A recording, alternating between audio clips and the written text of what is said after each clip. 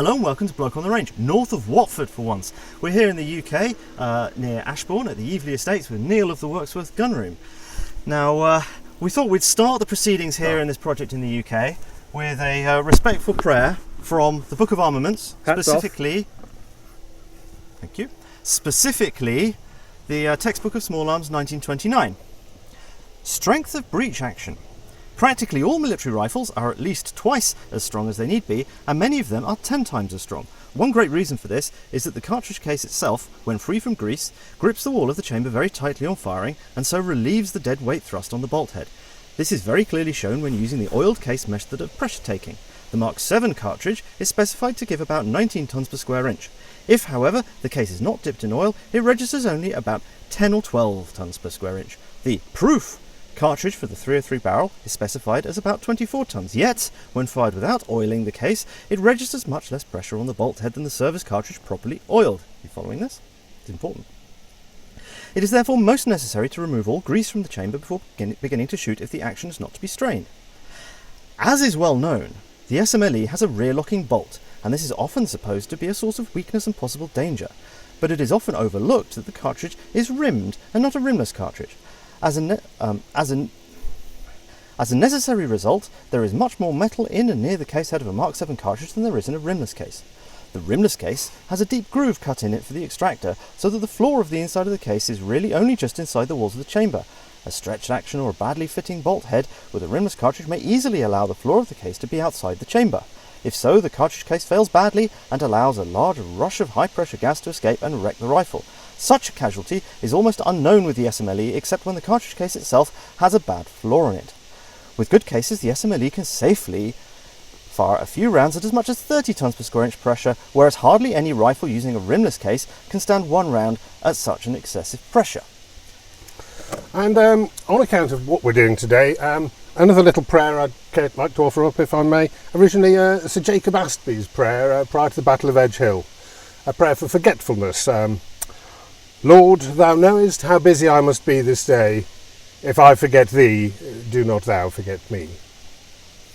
Well, there we go. Having all congregated properly here, we can protect ourselves from the northern sun. Yes, here. The northern sun beating down ferociously, as yes. You can see. In my state of baldness, hats are no longer a luxury or an option. What we have here is a nasty first generation converted No. 4 target rifle. This particular one, original manufacture, no idea. And if Monsieur Le Chap can come in, upside down here, it was an FTR by Fazakali in 1954 and was later, probably sometime in the late 60s, early 70s, was cut down, in American terms sporterized, with a heavy barrel, possibly an Enfield one. I believe it's an Enfield, yeah. Early hammer forged Enfield. Yep, without a Knox form.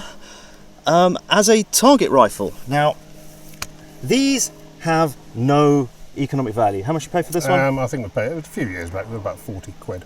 And how long has it sat around in the shop? Rather too long. Yeah, I mean these go at auction for sort of 20 to 50 quid if they sell at all.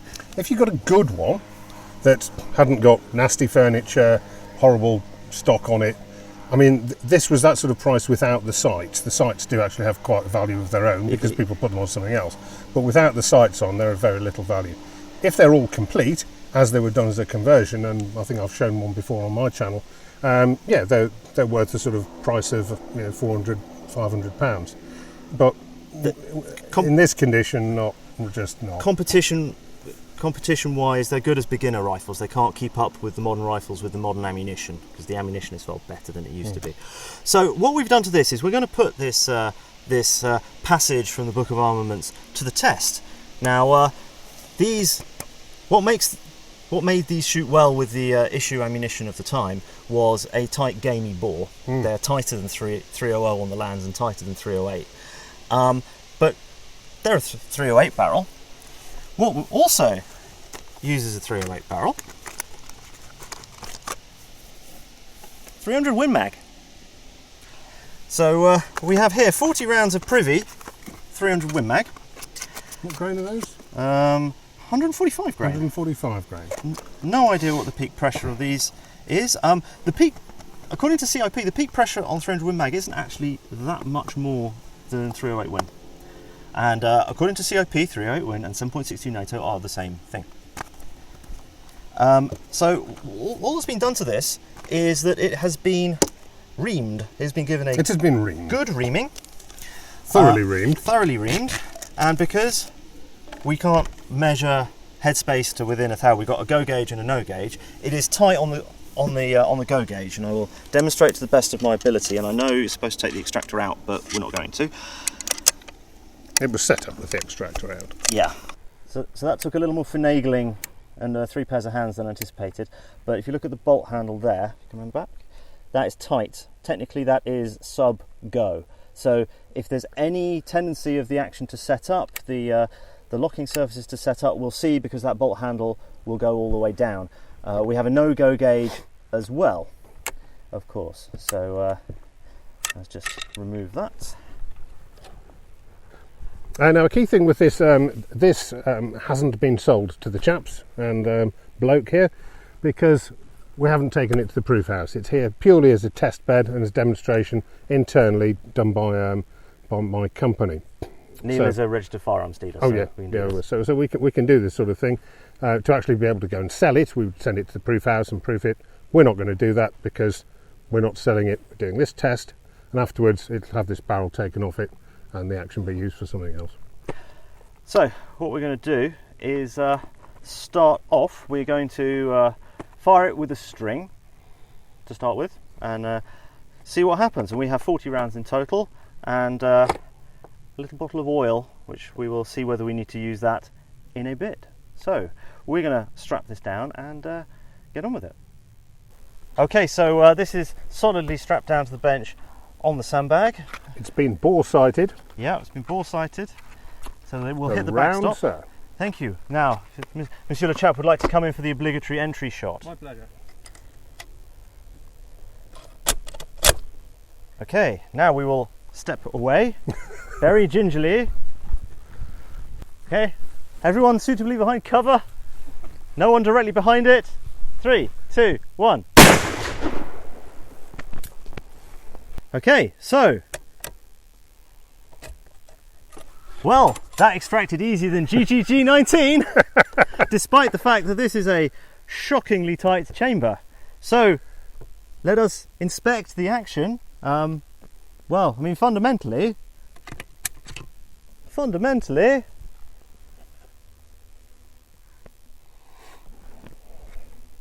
nah. I see no. It was only at this moment that I recalled we didn't bring the rubber mallet. Yeah. Right. Headspace gauge. Where's it gone? Which one? Go. I'll drop the mag, because I think that was the difficulty before. Part of it.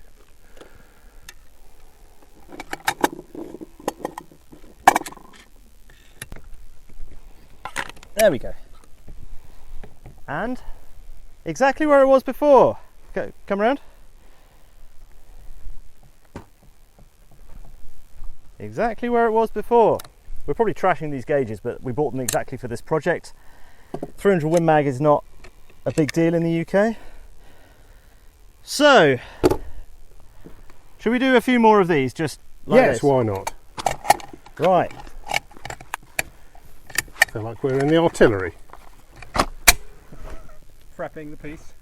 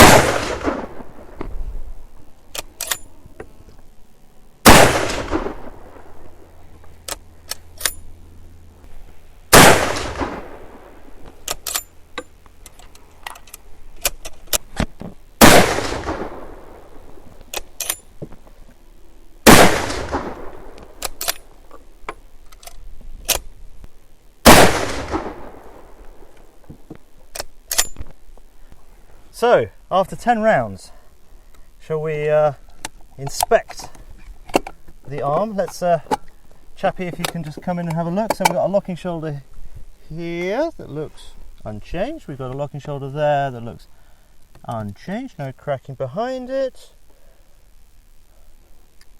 Professional opinion, Mr. RFD? Pretty much as polished and as it was. No change. No.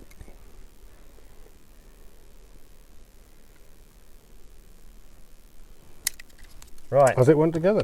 Let us gauge. let us gauge again.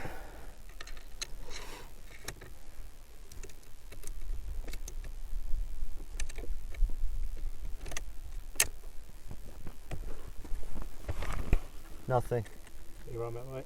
I mean, could you do that in the workshop? Because Yeah, that's because I wasn't pushing it that hard. I was no. I mean, because I was just pushing it till I felt resistance there. oh yeah. Well, I mean, if you just nip it, just a slight pressure, much as you close it, Yeah, that's as far as it was going. and that's If you do it until it just touches, yeah, you're slightly over. I don't think that's moved at all in the slightest. No. So, oops. Yeah. So looking at the cases, there's really nothing indicating any excessive flex or anything. I mean, let's have a look at an unfired. There's a possibly slight bit more brightness there. Don't know, but the bolt. Primer's good. Well, they would be. I mean, the primer's not particularly flattened. No, but that would be in any action. There's nothing so- particular. I mean, opening the bolt wasn't difficult. Not It in was the least. Not in the Perfectly least. normal. So there was no hard extraction, no ill effects whatsoever. Now, I think the next step we need to do is a redneck proof test. Now, what's a redneck proof test, Neil? Well, we're going to oil the cartridge. By oiling the cartridge, the gripping effect of the brass into the chamber upon firing is going to be reduced, and all the pressure is going to be driving, except that's taking the bullet that way, it's going to be providing thrust against the bolt face. So we can practically double the bolt thrust. And for those who are interested, this is 10W40 engine oil, for what it's worth. Nice and drippy. Need a gallon in there. Yeah. So let's see if this causes the action to give out or any other deleterious effects. Stand by. 3, 2, 1.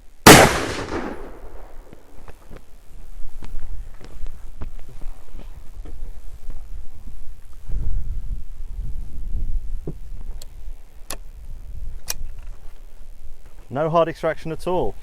Well, that. Well, let's compare it with one we did unoiled. Without miking it up, there's no difference. real signs of overpressure. No signs of dynamic stretching, really nothing. Let's, just for good measure, look at the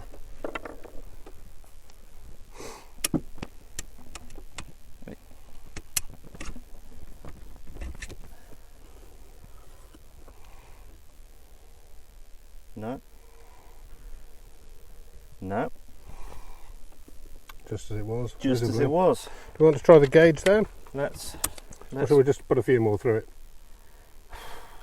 let's try the gauge just to be systematic, but I don't think we're gonna see anything again.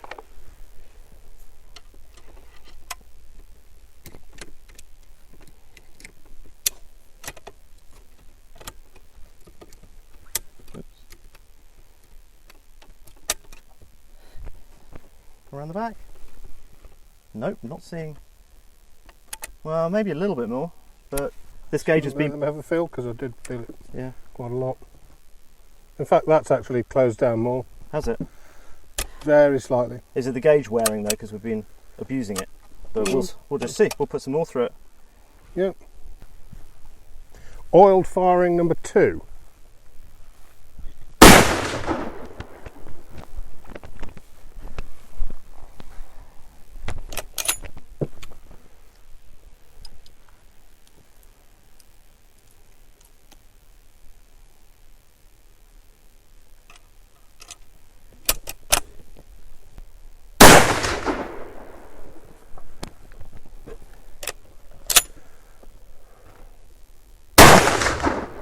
just off the top right of the Yeah. the frame. That's fine.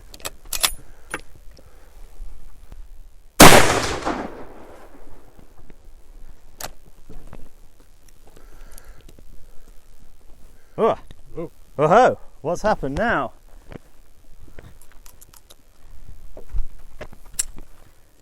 Oh, this is feeling some This is the resistance. first sign of some hard extraction. Yeah. Oh yeah. Oh yeah. I think we've. I think this is done. We've forgotten the mallet. Yeah.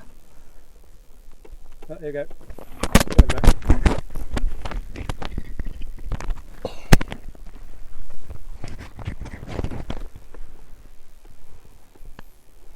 Tap it with the Netherlands if you want. I don't think that's going to quite do it. Oh yeah. Yeah. How's the bolt warped? What is causing it? This is science, ladies and gentlemen, happening live. Well, hey. There you go. That's your answer. Indeed. So Wow. the Lee-Enfield No.4 action is not strong enough for 300 WinMag. Certainly not that many. Right. So we have sheared the bolt through. Yep, completely. Right. There you go. It is dead. Yep. Excellent. So there we go. We have done science. We did 10 normal 300 WinMag, and then 5 oiled, Oiled. and then we had a. And the 5 oiled seem to be the ones that did it. Yep. So We've actually managed to destroy an action. we have. Excellent. I'm kind of pleased in a way. That is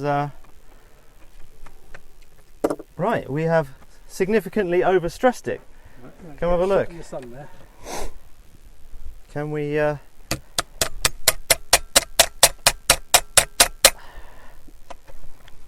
bit more. Yep. Almost got it out. Let's have a case out. Get the mag off.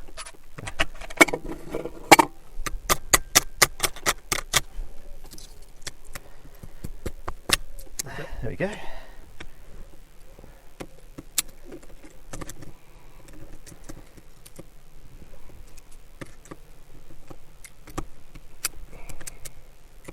Get the case out, tap it through the ramrod now. Well, the case will come out. Cleaning rod. Case is loose. Case come out now. Yeah, you can just lever the. Let's keep that aside. That's the That's the. guilty party. I'll just get the rod. Actually, yeah, you're right.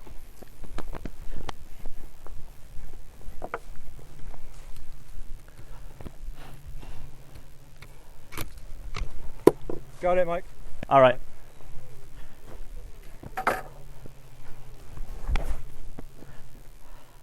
Now, interestingly, That is. there is a flaw.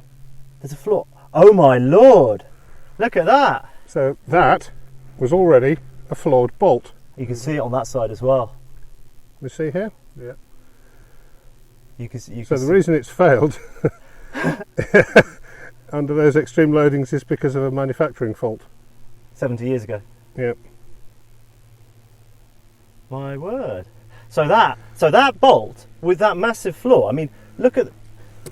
It's considerable. Come in. Look at the size of the flaw in that bolt. I mean, that was. There was basically no mechanical strength over that whole area on the rear lug, and yet that rifle served as a 303 rifle. It had 2 lives as a 303 rifle, Taught you. as a Mark 1 and as a Mark 1/2. So it went through proofing. It went through proofing. Probably 2 proofs when it was new. Probably it proofed at least once again when it was FTR'd. And then it was proofed again as a 7.62 target rifle. And then again as a 7.62 target rifle when it was up to a second set of pressures, because it's got 2 sets of proof It's got marks 2 on it. sets of proof marks. So this rifle has probably been through 6 proofs, Yep. official proofs, with a massive material flaw in the bolt. And out of all the ones that we could have picked, Yeah. we managed to pick the one that had the flaw in the bolt. And so the question in my mind now is, Should we do it are again? you going to make me do it again? Are you really going to make me do it again? Oh man, that is that is quite something. I mean, well, it's significant, and it says quite a deal about, aside from what it tells us about the rifle and the strength of the action. We can go, well, it's weak. Well, yes, one with a manufacturing fault is weak. But also, that's been through proof at one of the, I think it's been through both the London and the Birmingham proof houses in its life, and they've not detected that, because all they're doing is firing an oversized load and looking to see if there's something wrong. And it took when five.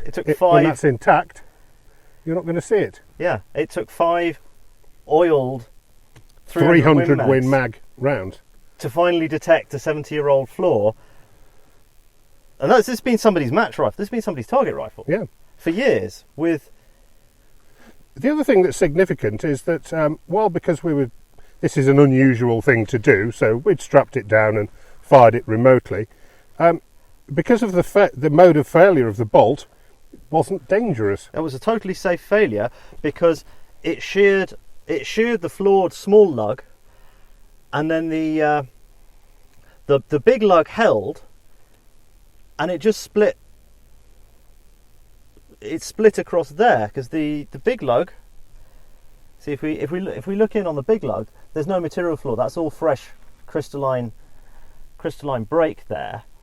It's just that gigantic flaw right at the back corner, like the worst possible place for that really flaw as to bad be. as it could be.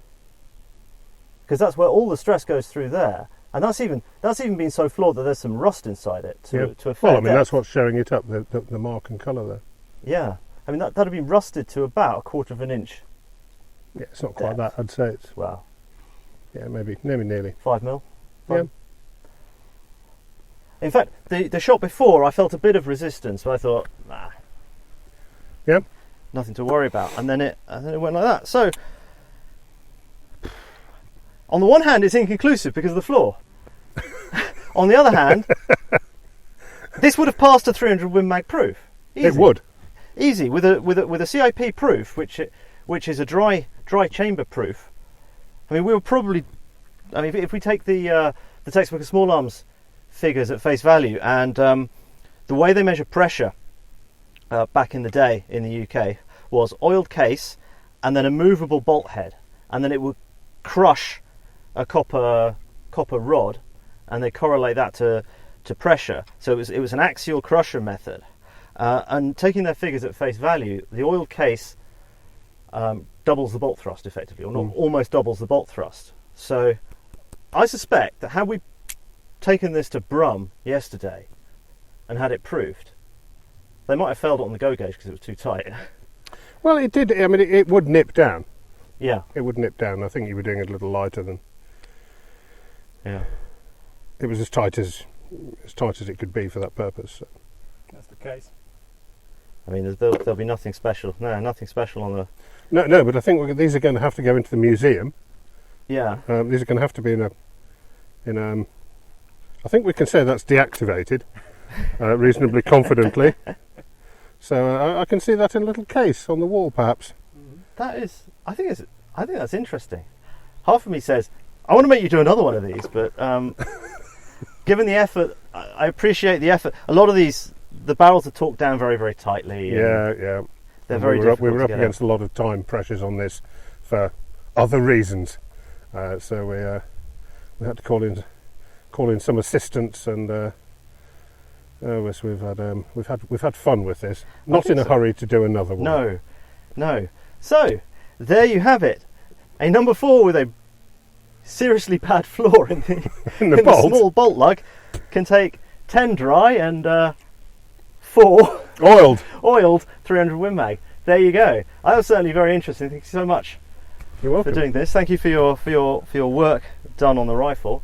And maybe we'll ply you with whiskey again on another occasion. Yes. We can do a repeat. Yes, I think I might need a bit of whiskey next time before we start the exercise. But So, thank you very much for watching. Thank you very much to our patrons who got the chap and myself over here, who paid for the reamers, paid for the ammo, paid for some other stuff that we're going to see. If you haven't become a patron yet, and you like seeing the odd bit of sciencey stuff like that, please consider doing so. Link in the description below, etc. And see you next time. Bye.